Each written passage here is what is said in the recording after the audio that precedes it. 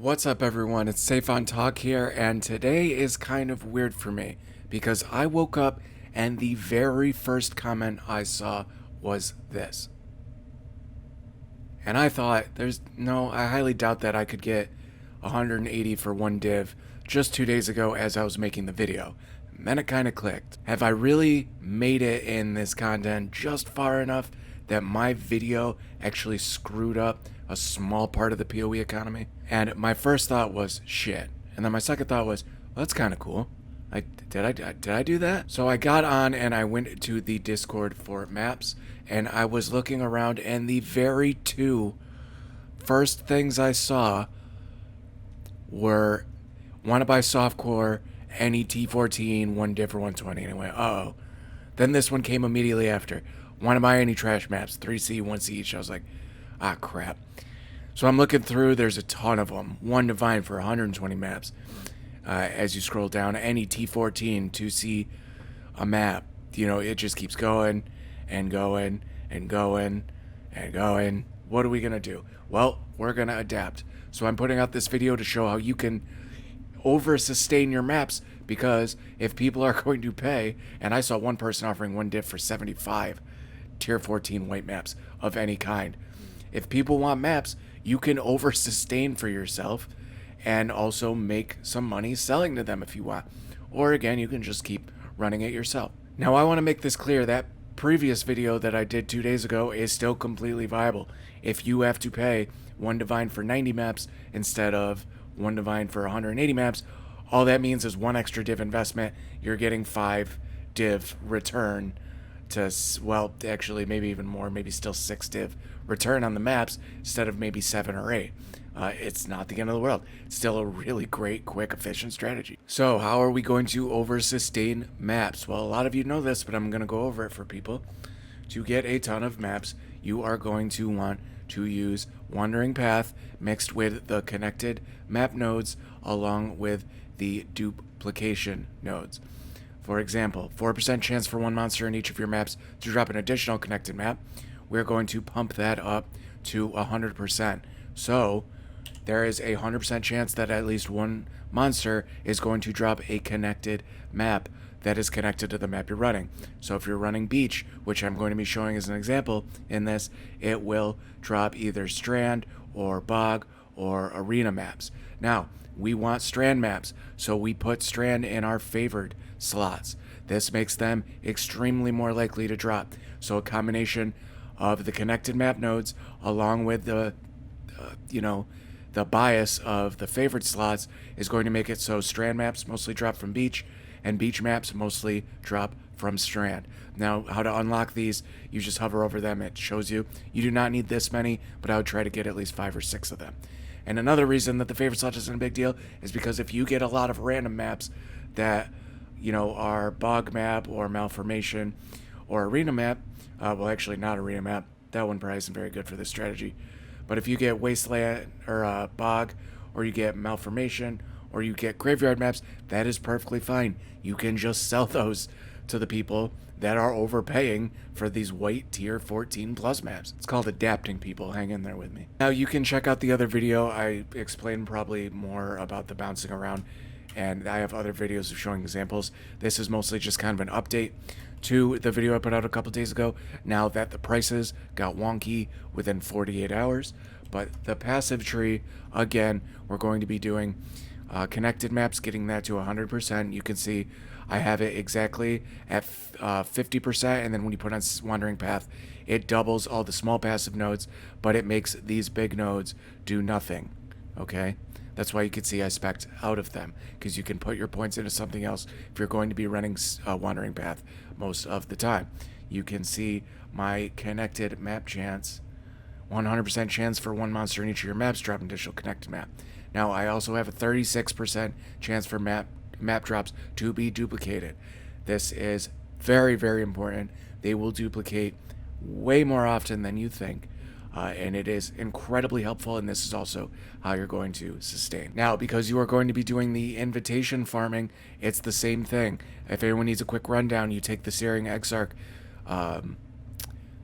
influence on the map, you run any tier 14 to tier 16 map, You go in and wait until you see the red pop. It doesn't matter if you see an altar, and no, you do not have to kill the boss. You just have to kill stuff until you see the red pop for the Exarch minions. That red pop right there, that means you already got progress for the Searing Exarch. And we were doing that, map spamming, until we got full progress to get a 1.2 Divine in Searing Exarch Invitation and just selling them. That was the strategy. But now we are going to, for a while, be actually just running the map. Obviously, you get progress, that's nice, but you want to run maps that are easy to generally clear. You do not have to full clear the maps with a 100% chance. If there's one map where you magically miss the one monster that's going to drop a connected map, that is not the end of the world. But you will go through, and again, I like Beach and Strand, popping between those, and actually do the maps for more map sustain. Now, once you run a handful of these maps, you are going to over sustain. Like I said, the Strand and Beach maps, if those are your two favorite maps you are choosing. Some people like City Square and Crimson Temple to bounce back and forth with, especially if you don't have all the Watchstones to make Strand and Beach tier 14 plus, because remember, you need the Watchstones to upgrade, all 4 of them to upgrade these to tier 16 and be able to do this. But things like Crimson Temple and City Square are tier 16 or are above tier 14, I believe, without any Watchstones, or maybe just one Watchstone. Not the end of the world. If you need more information on what the Watchstones do, you can go and check out some of my other videos, or you can just YouTube it. I've gone over it in a ton of videos. I'm not going to do it in this one.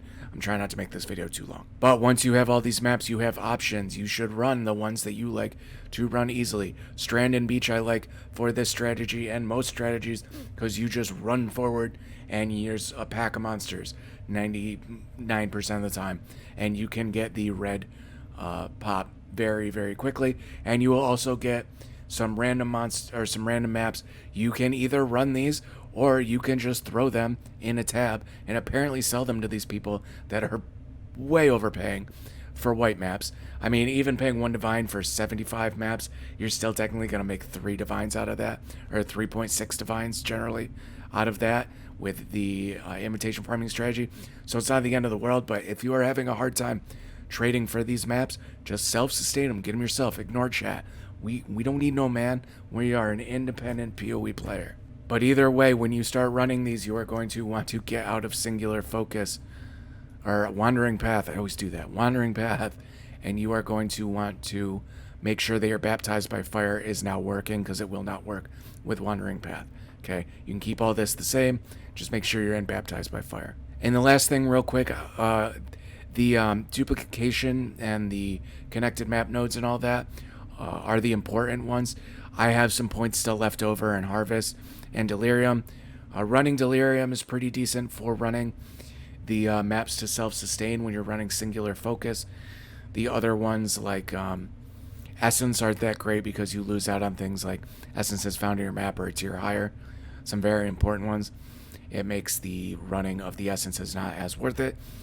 But I mean, I still have points left. Just, you know, you can pick whatever you like to do. Just remember, when you're using Wandering Path, the big ones aren't going to do anything. So the small ones are doubled. So like this one's good. Increased quantity in the middle. These increased quantity ones are always nice, because, you know, quantity is king in a lot of these situations while you're mapping. And, you know, you can play around with it. The Labyrinth is a good one.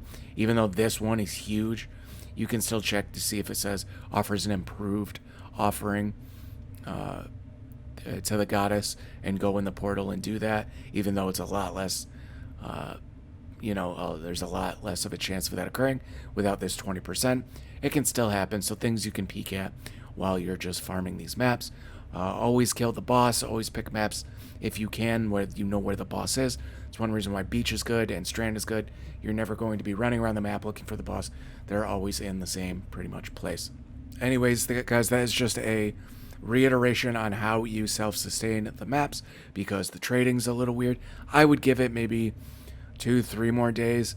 People will either stop playing, they'll forget, or they'll just generally get bored with the strategy, because even though it's very efficient, makes a lot of money, it's not exactly that exciting. People might make their money from this strategy, then decide, oh, dope, now I can do that, 60 to 80% delirium map. I can do this. I can kill bosses. And then they're like, okay, I don't need this anymore. I'm going to go do stuff that's more fun.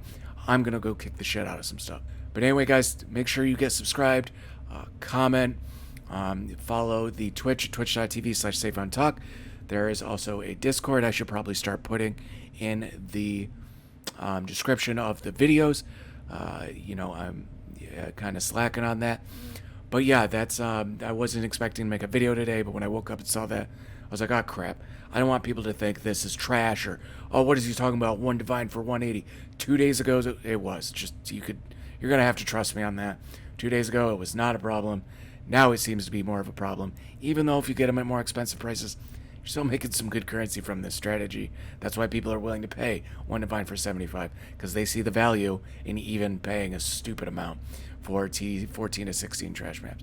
But if you made it this far in the video, you don't know what the hell I'm talking about, watch the other video. You'll understand the strategy better and what I was talking about with the selling of the maps. But anyways, till next time, guys, thank you as always, and good luck farming out there.